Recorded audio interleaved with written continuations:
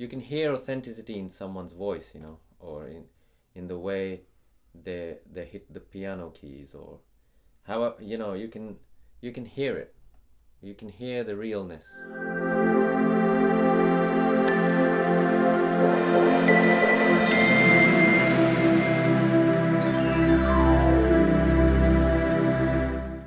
Welcome, Anam. Welcome, Leela, Illumina, to Beats of Bhakti podcast. I think I'm very excited about this. I think it was about 9 years ago when I first connected with you and we first met in a festival called the Festival of Life in London. And I remember being in a room, there's quite a few people there, and you started your set with a beautiful, beautiful mantra, beautiful chant. And it opened me up to a new way of sharing devotional music that I hadn't heard previously. And even to this day, after being exposed to many different artists, it still feels very unique. And every time I enter a space where you're sharing your music and leading in chanting, it opens me up in a unique way. So I'm very excited to have you here. Over those 9 years, we've connected in various different ways, and I've been to various of your different events. You even played at my wedding. Yes, yes, which is amazing. And so I would like to talk to you about all of those different things that you do, because I've been in different spaces with you and you've done various different things. And when I speak to you, there's other, you know, feathers to your bow, if you like. So my first question to you is, you're both, you know, facilitators, you're, you know, coaches in various different ways, teachers, and you lead in various different disciplines. But what do you primarily see yourselves as? Musicians, therapists, teachers? For me, Illumina is a shared experience. So what we do is an equalizer. It creates an equalizing field so that a PhD and a president and a beggar and a, you know, hairdresser or whatever can all come together in one place, and the mantras equalize their consciousness so that the human part, which is concerned with the dual side of life, all the polar opposites, is kept aside for a while, and we focus on that, the bigger part of us that has to do with that shares the same collective consciousness. And so for us, what are we really? I would say from my side, we are facilitators of that collective experience. And from the start, we were clear that we don't want to be performing. We don't want to be, you know, being a role. If there is a role to be played, it is more like facilitating what is already there and helping it to be experienced tangibly through the music and, you know. Beautiful. And do you see that? I love that way that you describe that, of something being there already, and you're just guiding people towards that through the various different means that you use. Do you also see that in your various other disciplines and things that you share? For example, the yoga teaching and the vocal coaching.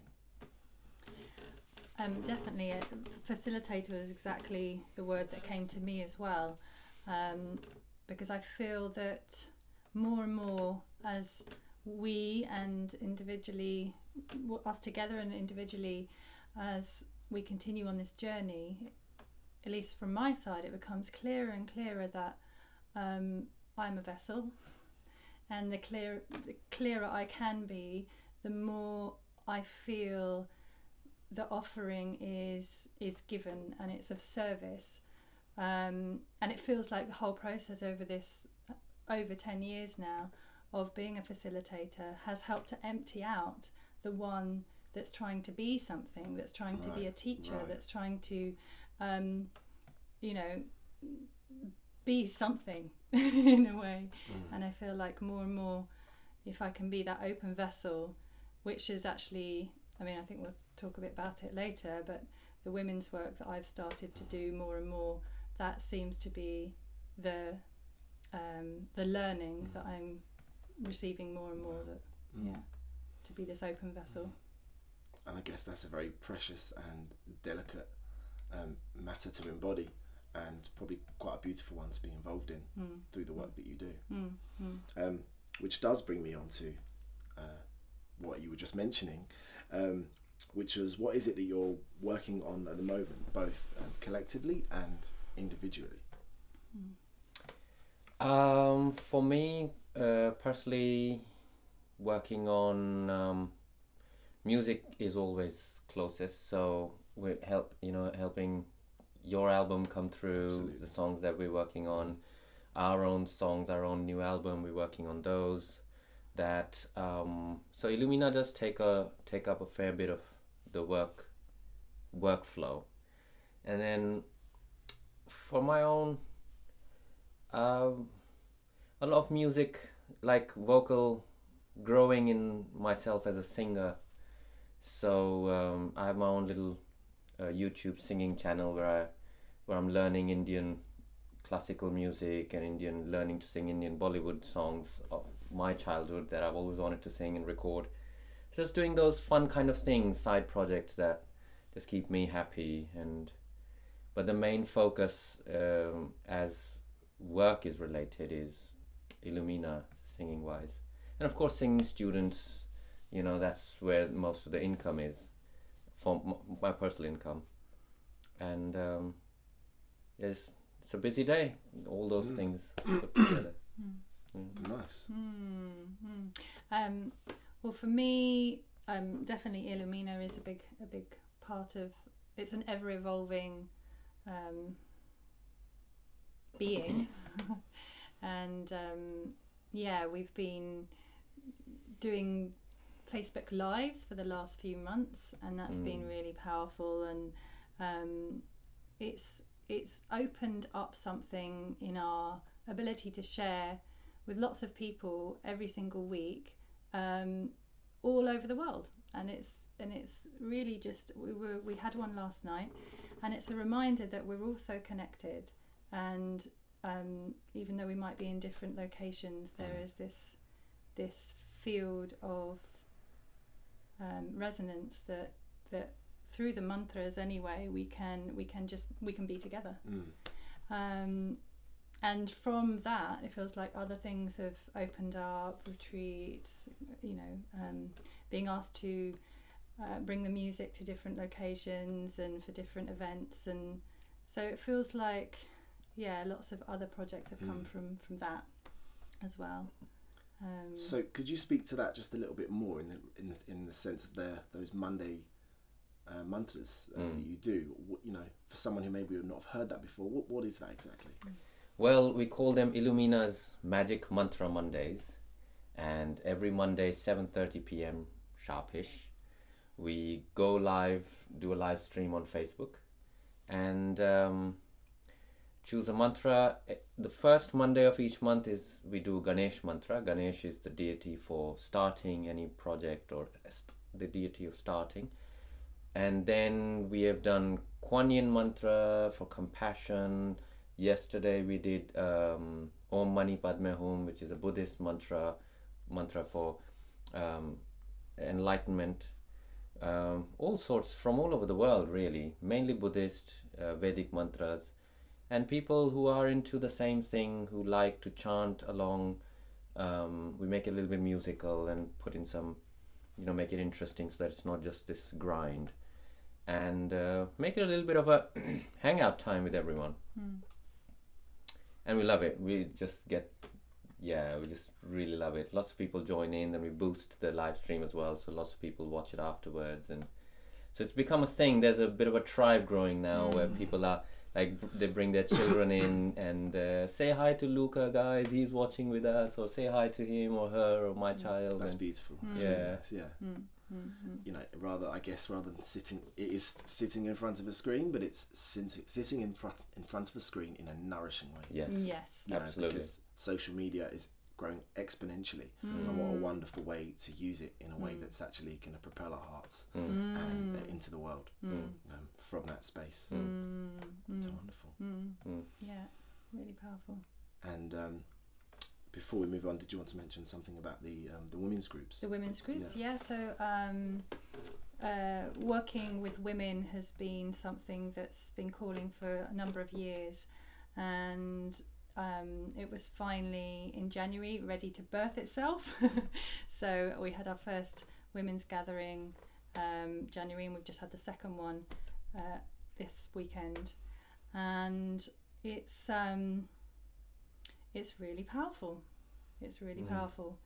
It feels I've been experiencing this kind of, as I was saying, this kind of bubbling underneath this work that wants to come through, this birthing of this. I keep hearing the words new paradigm that wants to express itself in the world. You know, we've been running on quite what we might say a masculine dominated existence for quite a long time. And as we look around in the world, not that there's anything that's gone wrong, but it's gone in a certain direction, and we need to. There's a sense of wanting a rebalancing to happen. So there's a sense of the re-emergence, we might say, of the divine feminine, so that this balancing out can happen, and it's coming through everything and everyone, and these female bodies, and a kind of reconnection to the womb energy, and recognizing that there's this incredible resonance chamber and sensory organ within our bodies that connects us to Shakti, feminine essence, to life force that's just magical, mysterious, and part of everything. And these circles really are there to support all women who feel drawn to reconnect with that essence.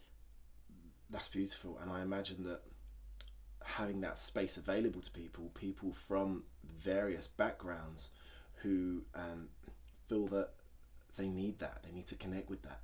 Maybe, you know, in various cultures around the world, whatever they may be, there are various ways where that feminine energy is repressed, is held down within all the cultures, within our own, within, you know, all around the world. And for them to think, I can go to this space, I can speak from my truth, I can speak from vulnerability, and I will not be judged, and I will be held. And it's magical that those spaces are becoming available for that exploratory work and considering what it means to be a woman. I assume, you know, and that presence in the world within the micro and the macro, as you mentioned, you know, that energy coming through. I mean, being a primary school teacher, it's interesting of teaching children from various backgrounds and faiths, and there are certain children who you feel like you really want to just drag them out of themselves because of maybe a culture that they've been grown up in, you know, to just remind them, you have a voice, participate, you have a voice. Sometimes I feel like I'm badgering them, like, it's Mr. A getting on me again, but it's, you know, just to remind them, you know, because maybe they're not hearing that message from somewhere else. You know, what do you think? No, you tell me what you think. Find your voice, you know, because, you know, it's powerful. It's powerful stuff. Lucky and we need primary it in the school world. children. They've got you. Amazing. You know, I should say, patriarchy hasn't worked so far. You know, it's worked to a certain degree, but rebalance definitely needed. So thank you for showing that. So that's kind of what you guys are doing at the present. I'd love to know when and how did Illumina begin? Quite an open question there. Yeah, but I've spoken for a bit. Why don't you have a go? love it. Illumina, how did we begin? What happened? So far on. Back in 1935. What we used to do in those days, usually in my flat, in my room in Mile End, we would wake up in the morning and then just sing some of our favorite mantras, songs from, you know, Deva Premal and Mitten or Snatam Kaur and all these guys who are well established in those days as well. And just sing some, you know, just have a little jam up. And we found that it was such a powerful experience. Our voices melded together so well, and it was just I mean, we would inevitably end up in tears. We would end up in tears. Most because mornings, it was so because beautiful. it was just touching us so much. Yeah. Like something was happening. We didn't quite know at that time what it was, but we could feel it was very powerful. And quite soon we started to realise that it wasn't just for our bedroom, his bedroom, that it wanted to be shared. Yeah. We just quickly realized really that if we get so much out of these, then we're obliged, it's our duty to bring it to other people, and hopefully everyone else will feel the same way with this music that we do. And that's just how it started, and we just never looked back. We got a bit of a repertoire together, or we were already singing quite a few of these songs anyway. They were all our whole repertoire was cover songs. We didn't have a single song of our own. It's unimaginable now after 3 albums, and all we do is our own songs. But yeah, that's how we started, didn't we? Humble beginnings, or still humble beginnings, but very simple. Yeah. And I love how you shared the feeling side of things and what connected with you with this path. Well, this happened, and then this happened, and then that happened. The practical side of things. It's really, really nice to hear that it was just this natural process where you felt the potency of devotional music in any faith. That devotional music, when sung with heart and integrity and realness, it just brings us and brings a space that is totally prior to the mind and exists, as you were saying previously, brings us to that space that's always already there. Absolutely. Absolutely. And for us, devotional music, chants from across the world, cultures, they have a different resonance in the sense that modern music exists for its own sake, but with devotional music, when we do that in a group, one is plugging into something bigger than oneself. So that music doesn't exist for its own sake. It has an intention bigger than itself, and that's what for me that's what gives it its power. So that it's not a rock concert, or it's not something that simply exists for its own enjoyment, its own sake. It's fantastic. It's really lovely.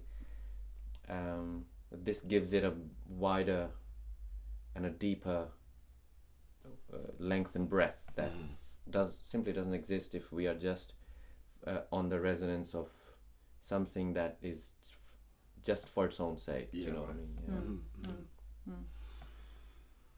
I mean? So I know things don't just happen. There's no such thing as suddenly. We're talking about the birth of Illumina. Things just don't happen suddenly. There's a build up, and then there's a sudden push. Like someone doesn't walk off a cliff. There's various steps they took, and then all of a sudden they drop. But on a positive way, rather than falling off a cliff.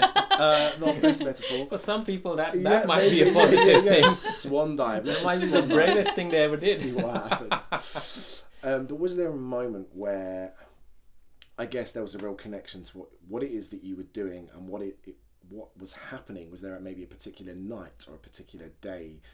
Maybe it may be different for both of you, where you really connected to what you were doing and felt the potency of it, which we've been talking about. I don't know if you remember. I do remember we were sitting and we'd just done Om Namo Snatam Kaur's version. We just sung it, and do you remember that? And then we were really just, tears were coming, and that's when we had a little conversation about other people need to hear this, and it wasn't so much that we need to hear us. It's not that other people need to hear us. People need to experience this, whatever we are experiencing right now. And I remember that clearly, that conversation. I think that was the turning point when what was perhaps subconsciously seen was then consciously seen, and like, oh, yeah, this needs to be out there. Yeah. I remember that. It's interesting because I thought you were going to say another time that we sang that same mantra, the Ong Namo, was at the kind of celebration after a wedding of our friends, a really good friend of ours, and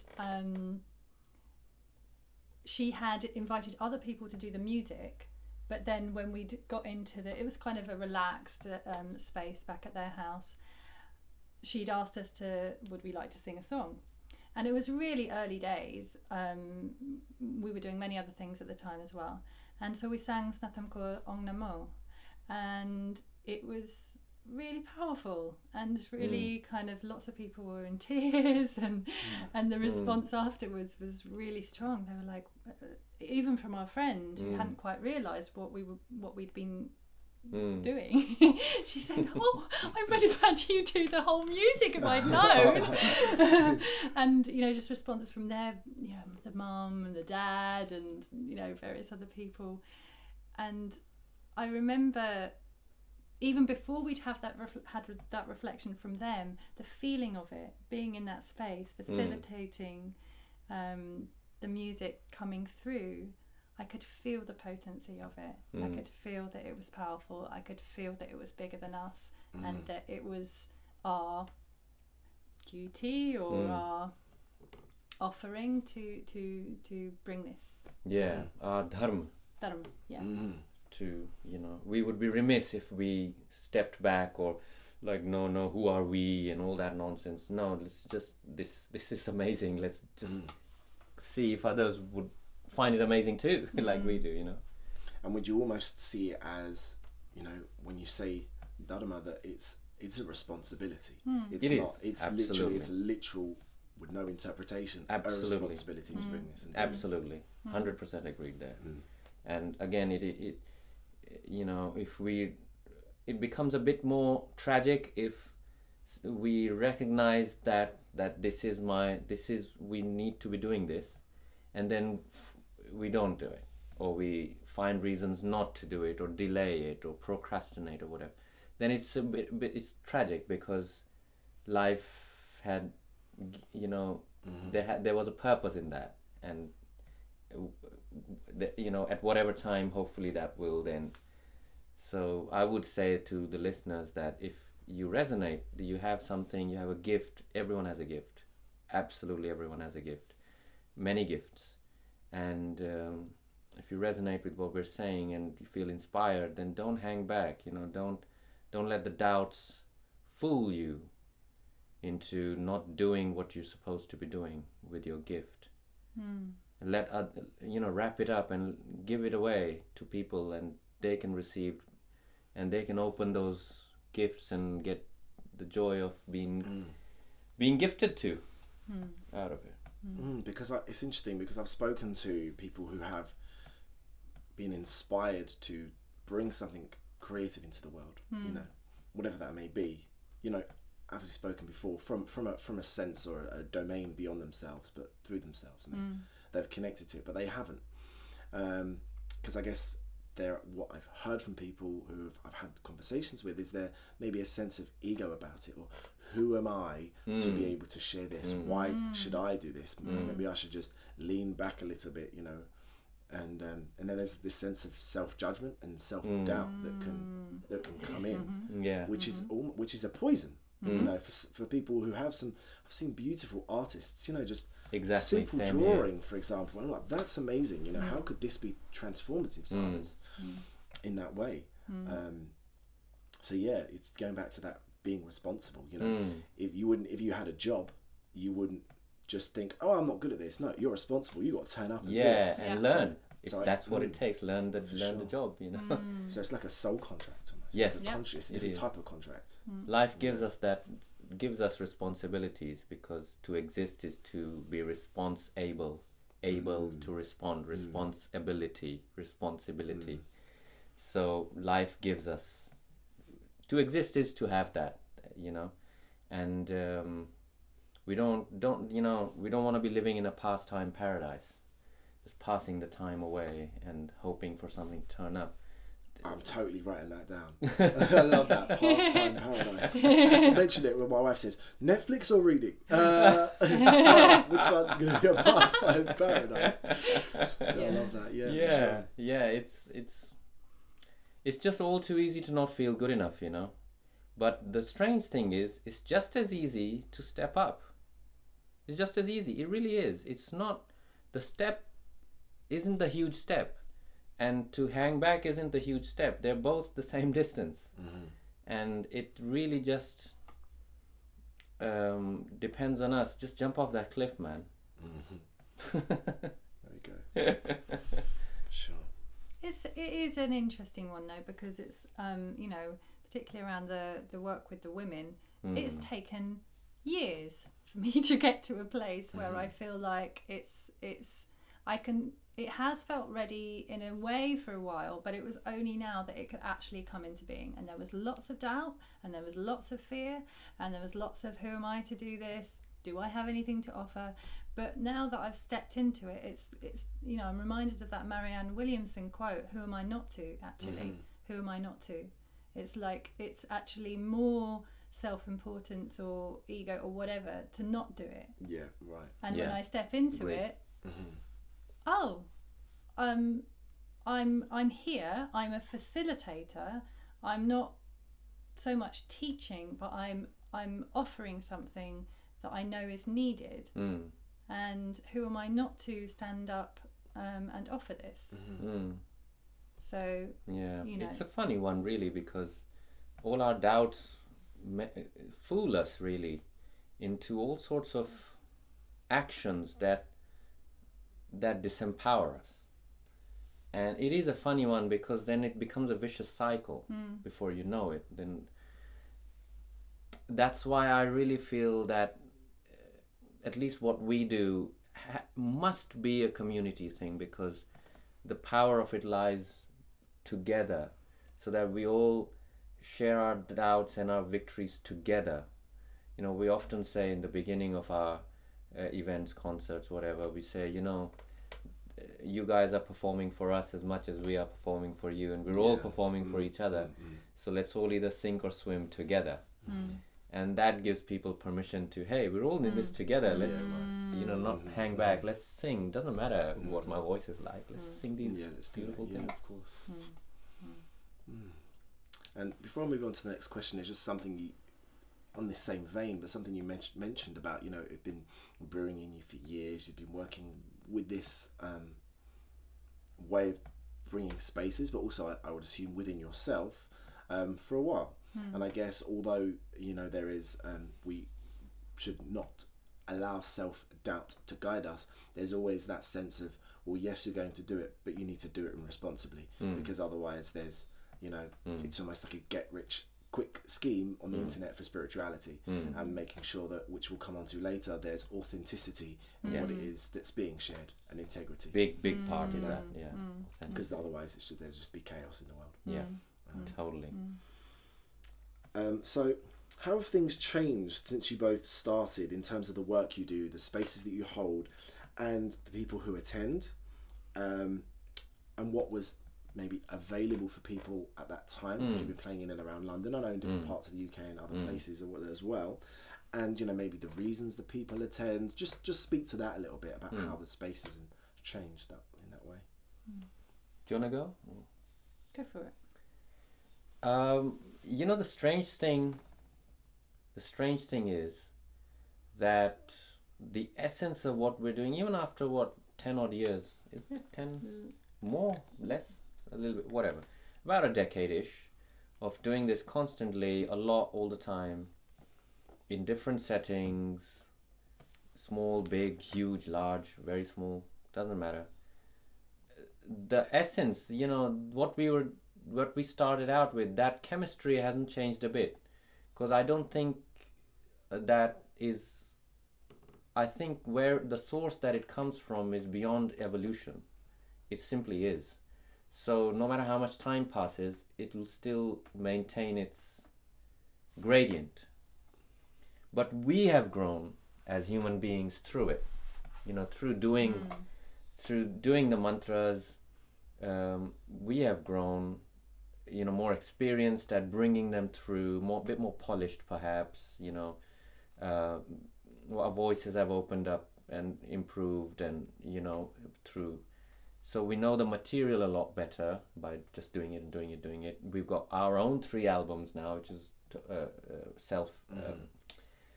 We do all the instruments on there, everything, we record it, produce it. So we've learned so much along the way about how to bring that through, bring that bigger waters through in our little streams, but the water itself hasn't changed at all. It's very surprising, because it just doesn't occur to you when you start that what you got is what you got. And that will change you. If you know what, I don't know how else to express it, but it's the journey is the human journey, not the divine is not needing any journeys. It's amazing. It's us that are changing. Yeah, it's like, even as we speak about the beginning, as it were, sitting in that myelin flat, it is there is a timelessness that came through then and comes through every time powerfully.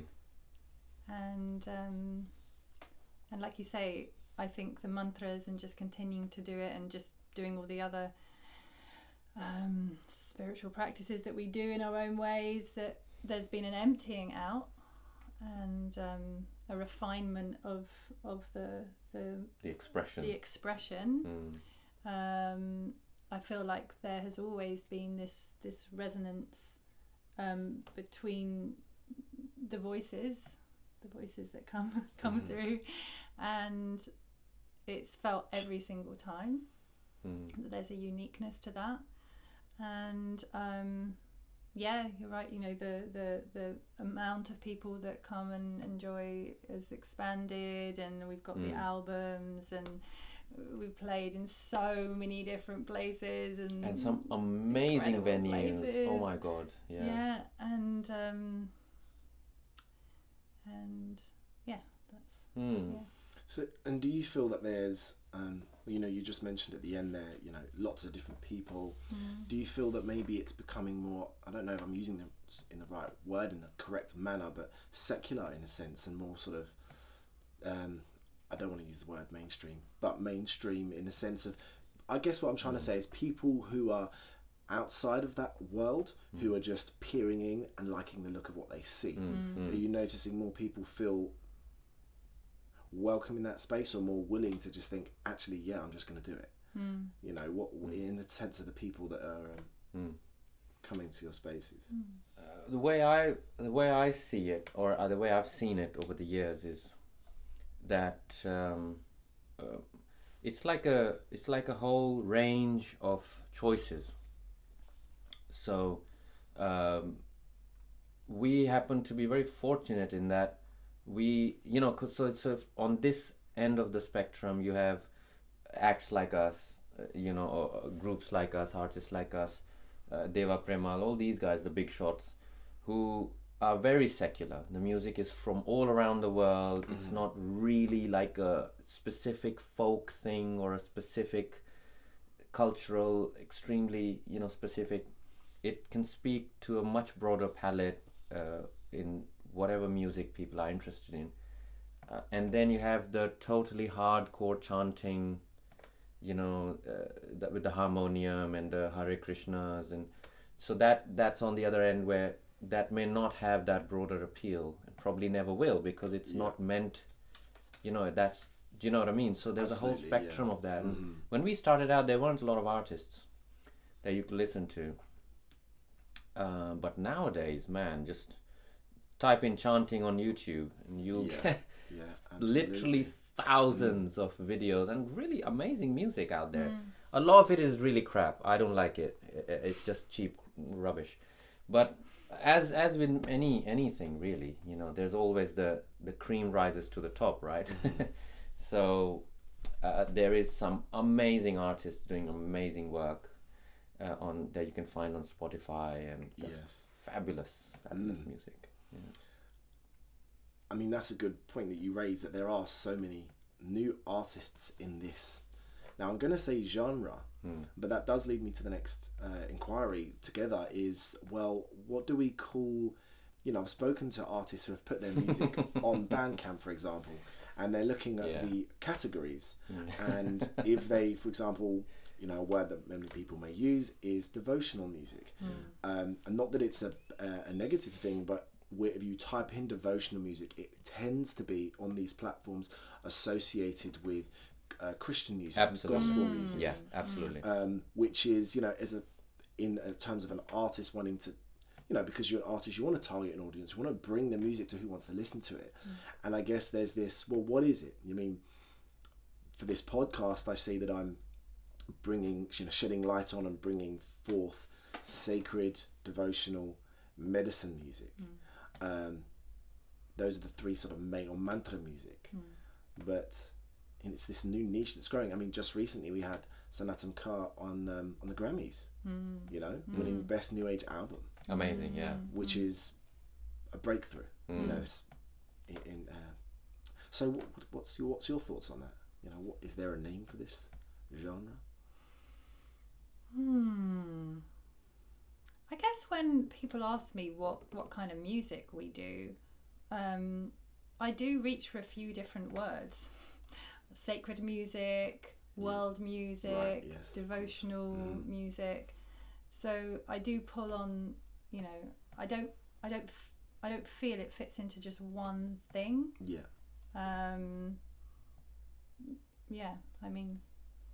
Yeah, it's kind of like, it's still developing, and things like rock and roll, jazz. There was a point when there was no word called jazz, right? And then it started appearing in mass consciousness that what these bands were doing down in New Orleans back in the 20s, 30s, whatever. Right. So then this word came through to describe this. And, those words came through fairly quickly. This new age sort of chanting music has been around since the 90s, since, it's like well presented by Deva Premal Miten and Jay Uttal especially. Very well presented on a world-class level, not cheap recordings done, in the ashram somewhere, banging the harmonium.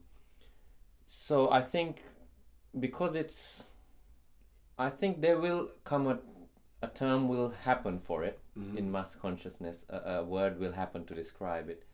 But because it's really blooming, it's suddenly woof, so it's not long I expect that some word will come where you can slot this whole music umbrella into that.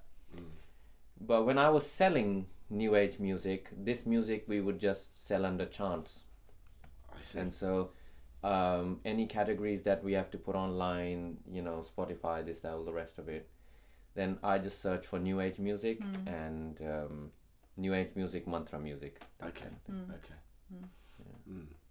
Because you mentioned other genres there, blues, jazz, various different types of music, and they almost have their own scales. They do have their own scales that makes it a bluesy sound, or, or whatnot. But I guess this music doesn't have a key, doesn't have a scale, it doesn't have anything that signifies it. But I guess it's that just the instruments that are used with heart, and the voice is used with heart, with a different intention, and then put those on into machine and see what the output is. In that respect, Definitely. put them together.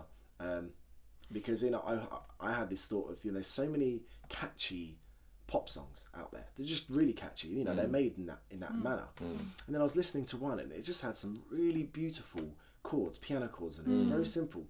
And although, as you mentioned before, in and of itself, it was a beautiful song. I think it was a love song, very nice, very, very beautiful to listen to. And the artist had a superb voice, superb, very refined voice. And then I thought to myself, well, what if that same keys, those same notes, had a mantra on it, or different type of lyrics that came through the artist being slightly handed over to what was happening, you know, in and that magical process of writing. Not to say that all artists don't have that magical piece of writing, but that different sense of wanting, you know, coming from the heart and that awakened heart and the presence of the divinity in that creative space. What would come out of that, you know? Yeah. So it's interesting that, and that's something that I'm experimenting with, is coming, you know, creating, using non-traditional and traditional means, creating soundscapes, and then they just get transformed then when a mantra is placed over the top. So it's this, which is great, it's this open field, and then it then allows, I guess, that other artists who come from different genres to make devotional music, devotional jazz. I've just recently made a devotional soca tune. So it's, you know, it opens up this field to, well, okay then, what is music? Exactly. Where did music initially come from? What's the history of music and noise and sound? Back to the caves and why they would use music and how it evolved through that. So I think it's an interesting consideration in terms of what is this music, but then what is music in general, and its purpose. Yeah, for thousands of years, we did not have pop songs. The only music there were only two types of music. One was devotional music, and one was romantic music. That was it, you know, for all of our history, known history in this cycle. And it's only recently that we have, since maybe 20s, 30s, and beyond, we have music that exists, that like, you know, it exists for its own sake. There's no devotional connotations to it. It's not about God or anyone else. And from that then came rock and roll, you know, exciting for the young people of that time, you know. And so it makes us wonder, okay, what is music, as you said? And then why have boundaries in it in the first place? You know, especially in this day and age, even GarageBand or anything is available to everyone. So a lot of experimentation can happen, and out of that some amazing music is coming through and will continue to come through, which will cross boundaries, you know. So it is a very rich time for music, you know, I think.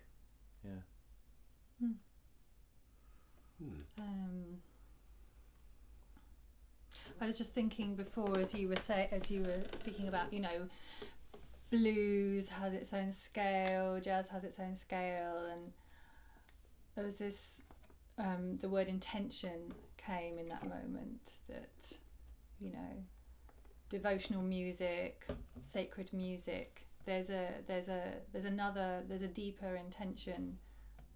Maybe intention sounds maybe a little bit abstract, but intention feels like the scale, in a sense, like that's the kind of thread, that, you know, the music that we share and other artists who are in a similar kind of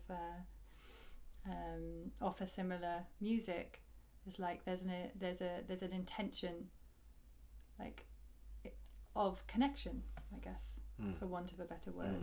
That's a good word. Yeah, intention for connection. Yeah, absolutely. Because I know when I listen to something and I know, oh, this really connects. This really drops me into my feeling. And sometimes it can just be 8 bars, the beginning 8 bars of a track, and I know that I'm in, and there is that element of forgetting oneself and just being safe to receive that music and absorb that music and be changed by that music, and with the heart intention of the artist, that way of receiving music is allowed. You know, like you say, you know, that intention to connect, because it just drops. There's one thing about chanting, it just drops one into one's feeling immediately, away from oneself. Yeah. And it's a way to not forget one's problems, but forget one's self and self-contraction identity. And that intention for connection facilitates that. Yeah. Which is why this music is so beautiful. Any music that allows someone to do that is beautiful. And then it has a depth that perhaps a pop song may not have. It has a depth that is unadvertised, unmarketed, that you can't package and sell, that you just have to experience it, and the artist has to have enough faith in themselves to want to be able to first get that out there, and then the listener has to have enough curiosity to then access that. Because how do you market that element, in music? You can't. It's just there. It's just either there or not. Like you said, the first 10 seconds of a track, you can tell. So it brings me on to, we spoke earlier about authenticity, and how is that important to you in the process of sharing music and creating music, facilitating spaces, but then also being a presence on social media, like you said, authenticity, why is it important, and what does it mean to you? Why is it important? It feels like the most important thing, and that's just become clearer and clearer over this journey into more clarity and more real living. That to be transparent is really the only way to be in life, really. And that necessarily, for me anyway, has to move beyond my relationships and my connections with my family, because it's not like there's a border to authenticity. I'll be authentic over here, but I'll put on a face and for social media, because it feels ridiculous. And not that it's easy. It's not easy to be that real and to be that exposed and to be that honest. Certainly for me, it's been and continues to be a journey, and sometimes it's really, really able to come through very clearly, and sometimes there's the one that's scared of what people think, and it feels like it's the most important thing, really. And it's interesting you mentioned social media, because I think sometimes people may be potentially more authentic on social media than they are with their friends and family. In the sense that because it can go both ways, right? People can just be putting on a face for social media, but at the same time they're just more vulnerable they are on their Insta page than they are with their friends. And then I guess that's a sense, as you say, that authenticity throughout your life. Yeah. And I mean, to me, I just lose interest in music. If we talk about music, you can hear authenticity in someone's voice, or in the way they hit the piano keys, or however, you can hear it. You can hear the realness, and you can also pick up the falseness, the put on face in music. You can hear, at least I can hear it, and I lose interest if it's not real. It could just be some vague thing, 30 seconds long, but if it's real, then it gets you. Yes. Or it could be a hit song that you hear in the radio somewhere, and you don't totally ignore it, because it's got nothing to say to you, So authenticity, it's a way to live. It's not something, I don't think it's something that one to search for in music itself, and I'll be authentic in my music, but it's a way to live, and then the music ideally should reflect that way of living. That's the easy way to make music. And I think this time is asking, the time that we're living in now is asking more and more for the lines to blur between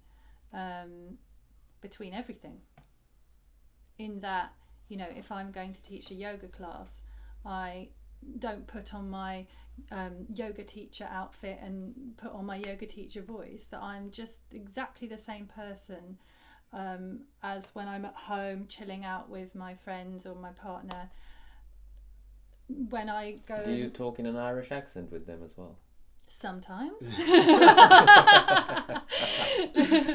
And that's been an incredible journey, because I think, to feel those lines becoming like blurring, becoming less defined, right? I'm going to be this person here, I'll be that person there, we feel that we have to be something different in order to present a certain face, and then we'll be seen in that light. It doesn't make sense anymore. It's like, this is who I am, this is my offering. Some people will resonate, others won't. Absolutely. There we go. Yeah. I guess in any different fields of life, that's going to be needing to be navigated in very sensitive, delicate ways. Yeah, for example, thinking of my friends and the work that they do, and if a conversation came out about something, it's like, well, I think this, then that's just, they're just shunned for the rest of the meet. I'm just being extreme, but obviously it's a delicate matter, and definitely. Various times. Yeah. And I guess within that, there's discernment. It's not just a whole like blah blah. Yeah, of course. It is and over time, as I'll speak for myself, as I've kind of continued on this journey, there is a refining to that, and of course we're all these different flavors, and different flavors will come out in different times, but but if there's an intention and a wish for authenticity, I think that's really what I was of course. Talking about, and I think that's I heard once my spiritual teacher, he said once that he spoke of realizers, gurus and saints around the world, and that they're as precious as a diamond, and you would know the difference. So if you're walking down the beach, you would know the difference between a pebble and the diamond the size of your fist. You would just immediately recognize it.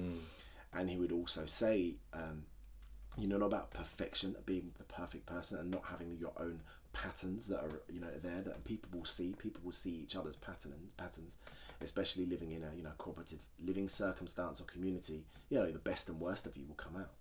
But it's that sense of that commitment with authenticity to love through that process. And there was one thing he said as well, was those who fail to a commitment of love wear it like a pile of garbage, and it's so obvious, like a pile of garbage. In an extreme sort of saying, but in the sense that we can be authentic, and it's just being ourselves, who we are in the so-called good and bad, but in all parts, and just being okay with it, just being, if you're wild, be wild, if you're reserved, be reserved, and it's just this we're keeping each other in check, which is ridiculous, really. It's all political correctness nonsense. I just fortunately we don't really move in those kind of shallow circles. We just I just wouldn't be I'm not the kind of fish that would be found in those waters. But just don't it's best not to buy into all of that, and just be yourself. Just be yourself. And what does that mean to you? Go on a lifetime's journey about it. For sure. Don't be afraid. It's kind of being yourself and then forgetting yourself at the same time. And rediscover, because tomorrow you may be a different you. Absolutely. And who is that? Okay, so we're coming to the end of our wonderful conversation together. It's not even an interview, it just feels like a wonderful connection and conversation.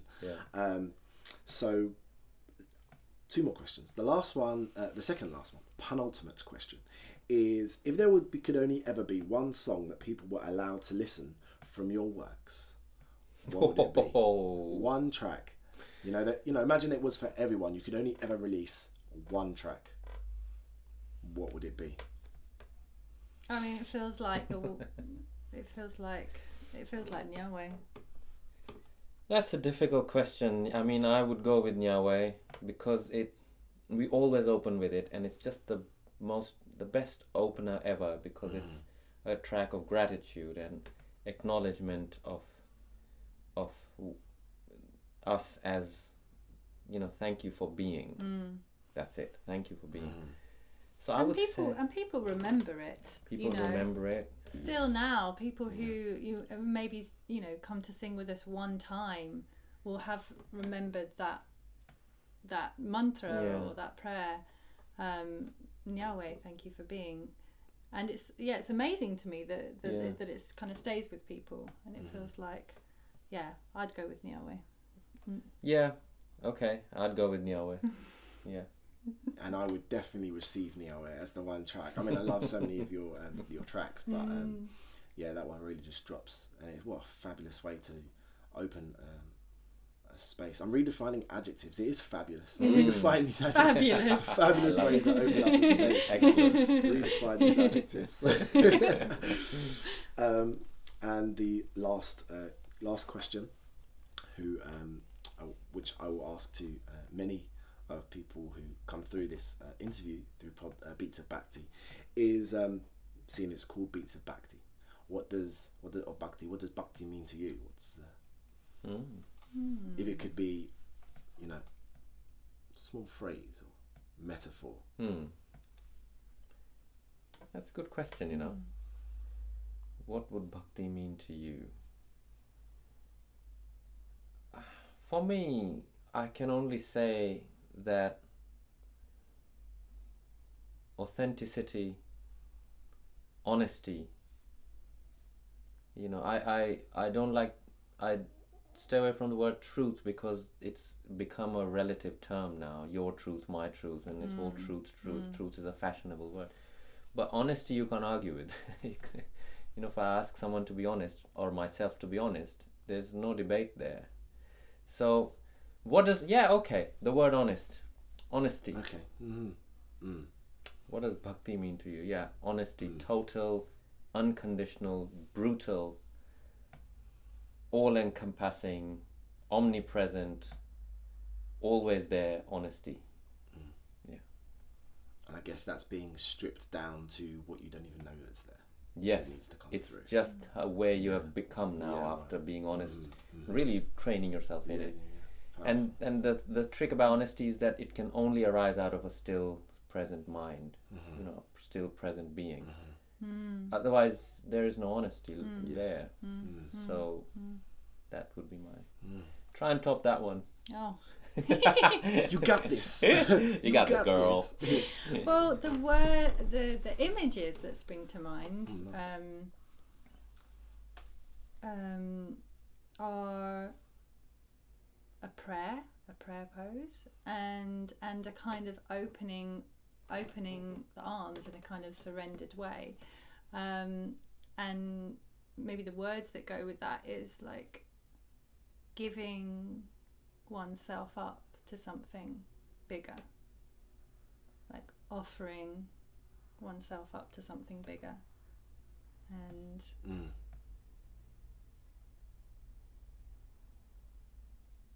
then allowing whatever wants to come through from there. Beautiful. Thank you. She topped it. She does. I got you. Spiritually one upping each other. Yeah. I really felt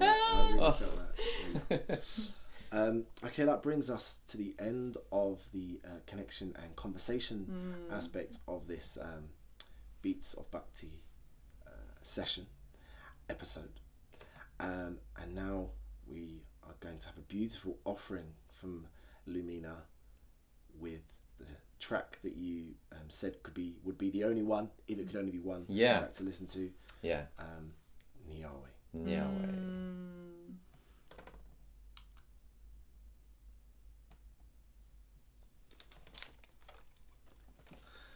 we go. Eccellente. Eccellente. That was most excellent. Very lovely.